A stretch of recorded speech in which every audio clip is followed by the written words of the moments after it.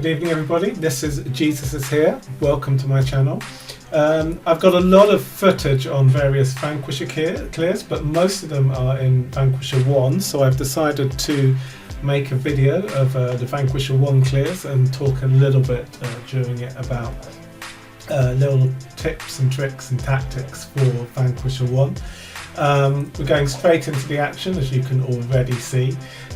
This is Planet 1 of Vanquisher 1. The planets, as you find them ordered in the Vanquisher worksheet.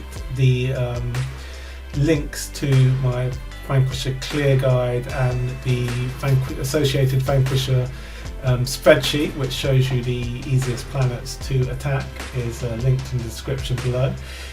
Here we've chosen not the easiest planet. The easiest planet in Planet 1 is a penny planet, but this is from Hoss's clear, the second ever clear that was done, and it's Queen, Triple Delacium, Jara and Ignis taking care of it. Queen is used for the dot, Jara is used to hold down the CC, and the Triple Delaciums are there to extend it. As you can see here, when that carry just revived, if you can see on the front of her debuff section, carry inherited the attack debuff. That attack debuff actually comes from Jara's basic. So when you're clearing these planets, it's very helpful if at some point during the fight Jara does a basic, which allows you to stack attack debuffs on the enemy. This means that when carry comes back, the carry is highly likely to be fully attack debuffed, meaning that with the initial active she gets, even if she doesn't get CC'd straight away, she can do very little damage to your team. Here's an example killing a penny planet. This time we're using Itiqua instead of Queen DPS. This is from Foss's clear, I believe, which is I think the 5th clear that was done on Android. This is when I was first using Itiqua. So Itiqua here, I believe, has a demon bell to make sure that Itiqua doesn't active. It is important that Itiqua does an active in the first round, especially if you don't have shadow protection, as the dot that Itiqua creates is based off the damage, and the active does more damage than the basic. So this is a 4 Delacium comp as well, which really helps to shorten the fight. 4 Delaciums is not required for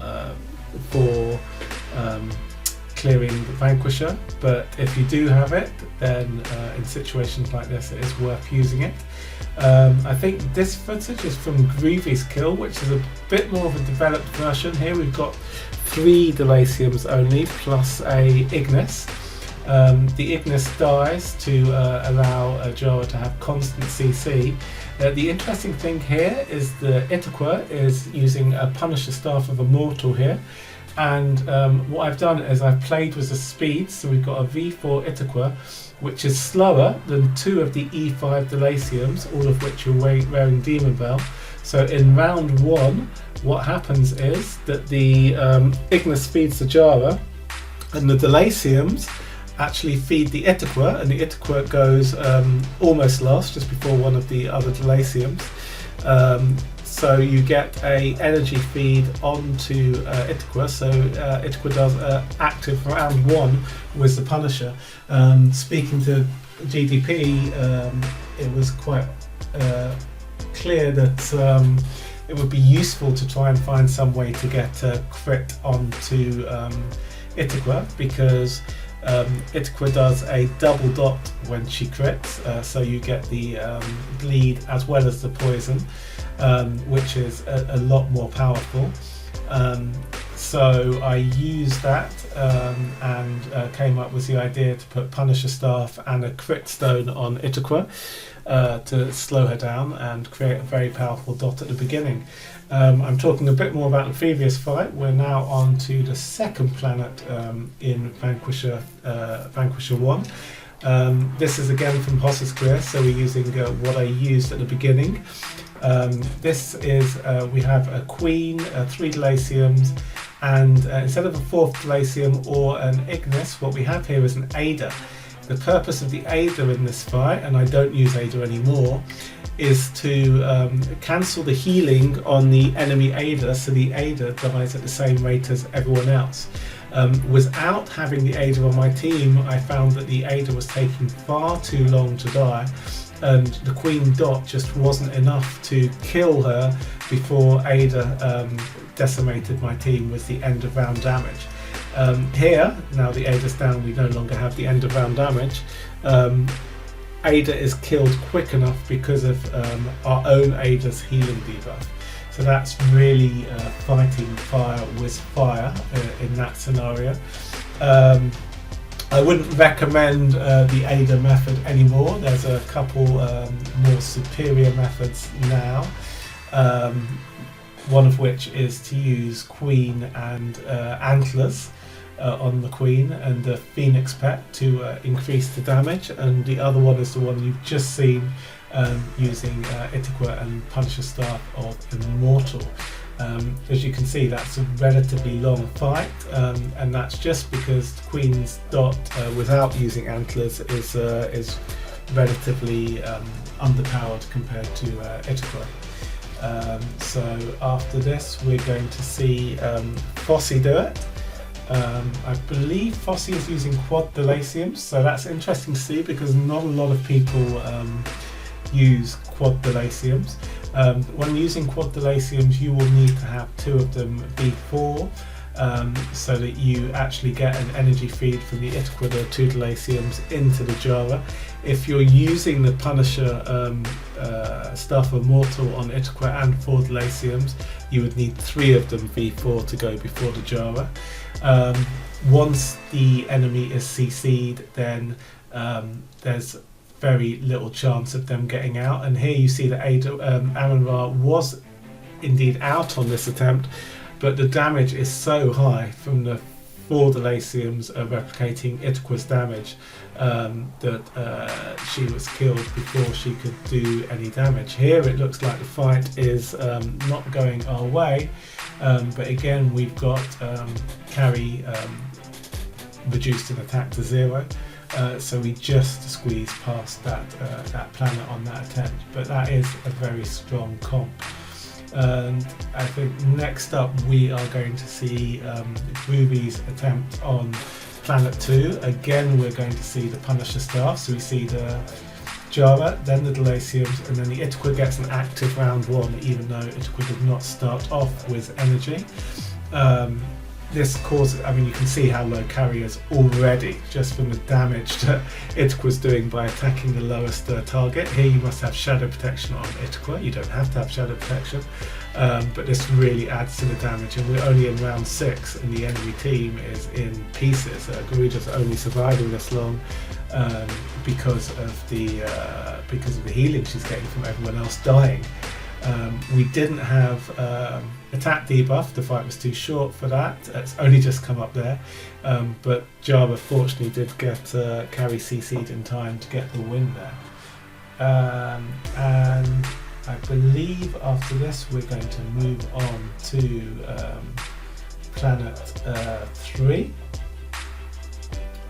So here, Planet 3, we are back to one of our earlier kills, most likely, possibly not Hossy. I'm not sure which kill this was because I'm using Itiqua. On Hossy's original kills we used Queen on all these, so this must be one of the clears in between. This is going to be a DB Itiqua with 4 Delaciums, so very much in the vein of the Fossey kill. Looking at the video, this looks like it's going to be a bit long, so this might get a little bit interesting towards the end. Let's see.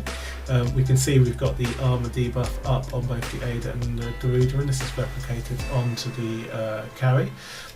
All we need up is the Delaciums at this point because we've got enough dots going around. And that's it. Yeah, the carry is not going to survive another round. We've only got 1 Delacium left though. That was a lot closer than you might expect. You know, we're only seeing the victories here.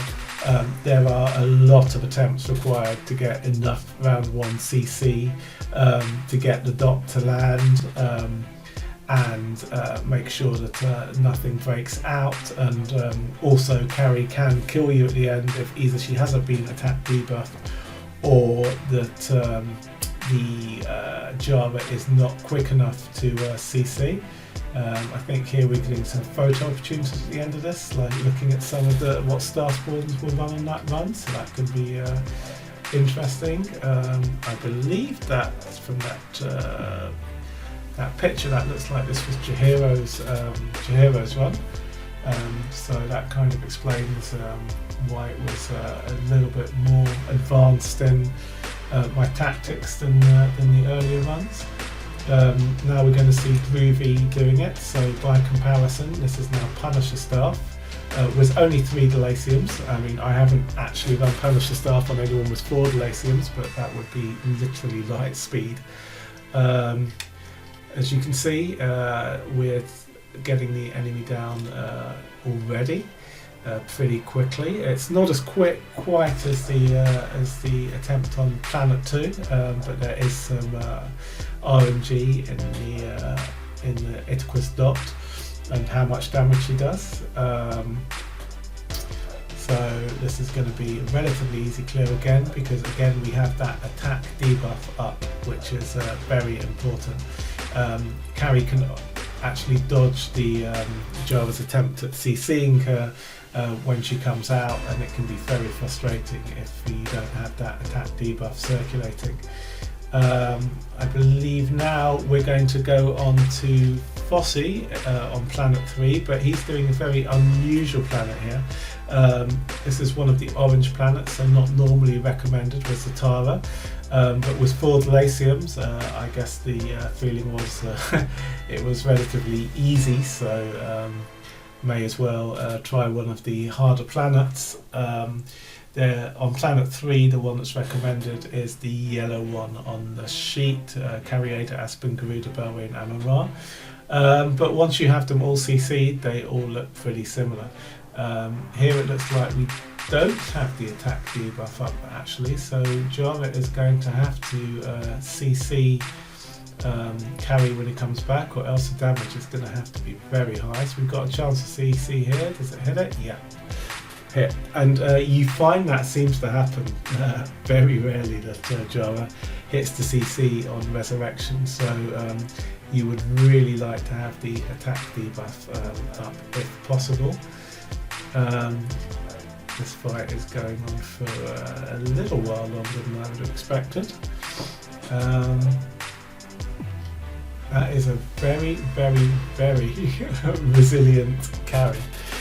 So those 3 planets are the hardest 3 planets, and when you're doing your protections, I'll talk a little bit about that on the Sigmund planet, but what I normally do is I find either Trans or Abyss on the Sigmund planet first, then try and kill the Sigmund planet to make sure I can do that with minimal protections. Your next priority is going to be finding Abyss on the 3 planets we've just killed. You will need Abyss at this point before the Celestial Island is launched, because you will be relying on Delaciums, and having Abyss protection even without Transcendence protection or Shadow protection still enables you to get the kill on those planets. Once you have Abyss protection on those, this is now the I guess second easiest planet because there's no carry on it. You'll look for Abyss protection on this planet. I've not managed to kill this one without Abyss protection. As there is no carry, theoretically it could be possible to do it with very good RNG and maybe forest protection and a triple Rogan comp. Triple Rogan is one of my favourite comps now if you have the Rogans and you have trans and forest protection without a carry. You can drop the Drake in this case because the defense down isn't as important if you aren't trying to face a carry. This may give you the damage to do it. and that would be what I would try if you're forced into that situation. But generally speaking, you will want to find Abyss protection on this planet and kill it in this way. As you can see here, we don't have an Ada, so this is comparing to some of the other planets, and you see how long Ada stays up without the healing debuff or without a very high DPS, and it's extremely hard generally for the Delaciums to stay up. I think here the way I got around it was to take attribute reduction purify on the Delaciums so they could continue to be healed by the Ignis. I'm not 100% sure, but that is another way to try and get around it, but my favourite way, as I said before, is to just go very high damage. This is going to be Groovy's clear on it.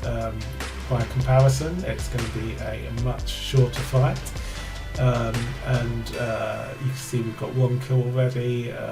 Everything is dying, and on its own the Ada with the Itaquith attacking as well is not going to be able to survive for very long at all.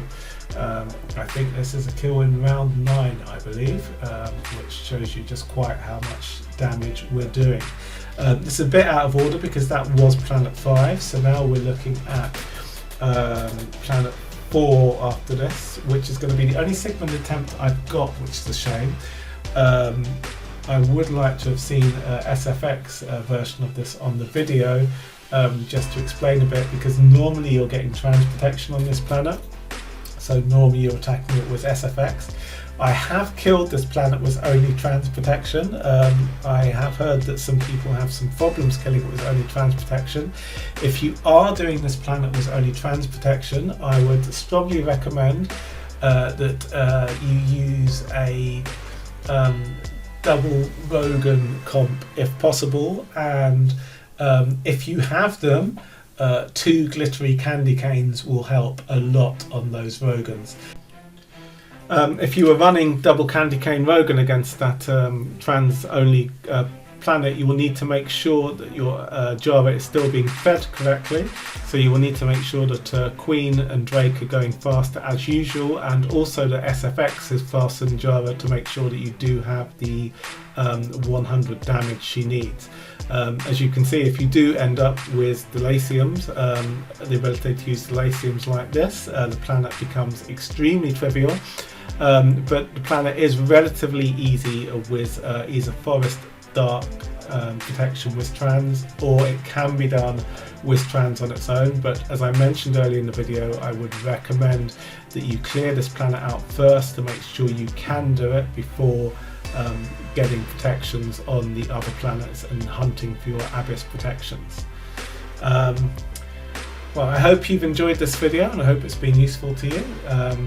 As I mentioned, the guide is below. I will be constantly updating that with new information as it comes available. And good luck with your attempts in the Vortex, and I will see you soon. Take care.